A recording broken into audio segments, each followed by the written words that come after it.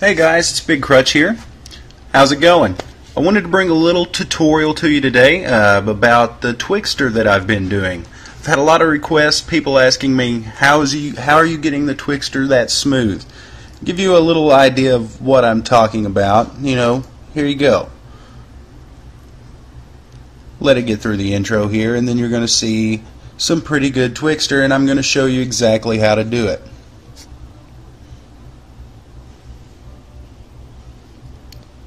As you can tell, it's super smooth. There's hardly any ghosting at all, if any. So, what I'm going to do is give you a demonstration of how this goes. First off, you're going to need two things. You're going to need Virtual Dub. You can get it right here. I'm going to put a link down in the description. And you're going to need the Lagareth Lossless Codec. That's going to be the codec you're going to use inside Virtual Dub.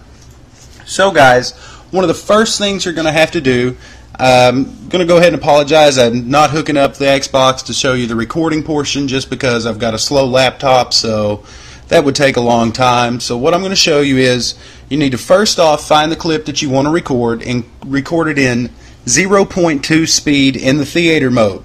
And you're going to get something that looks about like this.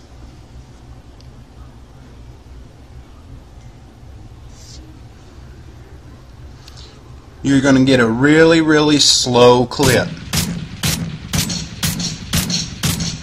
It's real slow. That's 0.2 speed in theater mode. A lot of people are saying you can do these Twixtors straight through theater mode. If you can do that, I'd like to see one, how it looks. I hadn't been able to figure out how to make them look smooth other than with Twixtor and making them look amazing. But once you get the clip you want to use, guys, what you're going to do then is pull it over into After Effects. Once you get it into After Effects, it's going to import, and of course you're going to notice that it's 59.94 frames per second. That is a must. You have to have 59.94 or none of this will work at all. You're going to go ahead and just add this down here, and what you're going to want to do is go ahead and add the composition to the render queue. Once the render queue, you're going to make sure you're on the best settings. Click on lossless, and of course the format here. This is going to be your number one thing. You're going to want to pick JPEG sequence. Make sure you've got RGB, millions of colors, and click OK. Now what you're going to want to do, guys, is make a file for this. I'm not going to render these out because I've already done it. You need to make a file called JPEG, save it to your desktop, whatever, where you can save all of these JPEG sequence pictures too. If not, you're going to get 4,000, 5,000 pictures all over your desktop. So once you make sure you have the JPEG sequence, make sure you have a folder to save in, then you're going to render it out, guys. That's all you do. So once you do that, you're going to get this. All of these pictures. As you can see, sorry guys, slow laptop, it just goes through every one of them. Down here, all the way. This is where the next step comes into play. You're going to open up Virtual Dub. In Virtual Dub, you're going to want to open Video File. And of course mine's already there. Go to your folder that you saved your JPEG sequence into. Click the first one, click Open, and it's going to import the whole video. Here's your other two things you have to do. Click on Video, go to Frame Rate, change frame rate to 300. That changes it to the 300. And guys, at 0.2 speed at 300 frames per second, you know it's going to be basically full speed. Then you go back into Video, click Compression, and that's where you get this Lagareth Lossless Codec. Make sure you download that. Click OK. Then you're going to want to save this as an AVI. It'll save to your desktop wherever you want to do it. Once that happens, it's going to save into something like this. If you notice, you will not be able to play it in Windows Media Player or anything. It'll lag out, it'll sketch out. That's because it is 300 frames per second, and Windows Media Player and things like that just can't support it. So guys, what you're going to want to do is, I've still got After Effects open here. I want to close this stuff out. Start a new composition.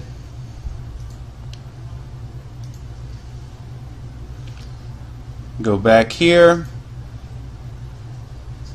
Let the laptop keep up with itself. And guys, you're going to have this, your 300 frames per second one. What you're going to want to do then is pull that back into After Effects. Of course, After Effects will open up. Give mine a second to load. As you can see, I saved one of those JPEG sequences as my background. It does give you some pretty cool pictures, so that's something you can do. You can also put them back in and add some effects, things like that. So guys, what you're going to want to do, as you see right here at the top, it is 300 frames per second. That's it, guys. It's there.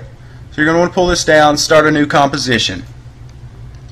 Then you're going to have to go up here, make sure you've got this set, click on your Effects, Revision Plugins, Twixtor Pro. Here are the settings that you have to use for Twixtor. These are going to give you the best ones, whether you use 59.94 frames, 300 frames per second, whatever you use, these are going to be the settings that you want to use. But no matter what, always make sure that your input frame rate is the same as your video, which ours is going to be 300 frames per second. Motion vectors, you leave that the same. Change your image prep to contrast edge enhance. Blend stays the same. Warping goes to inverse with smart blend. Your main BG layer settings, change your sensitivity to 60. Open up your FG1 settings, change your matte channel to alpha, and your sensitivity to 60. These are going to be the settings, guys, right here. Mark them down, write it down, leave that in your heart. These are going to be the best Twixtor settings that you can find. Of course, guys, then all you have to do is find the place in the video that you would like to start the Twixtor. Say you want to start ours there. Click it so it's keyframed. Go ahead and put in the speed you want. Normal speeds I use are anywhere from 3 to 5. So we'll say we've got 5 on this one. So then it's going to see as you slows it down completely. So what you want to do is go back a couple of frames and then increase the speed back to 100. That way it's going to go there, and as you see, you can go the next few frames and it's going to be very slow.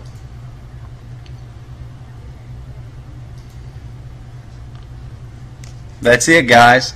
And of course, all you have to do then to speed it back up, click it back to 100 speed.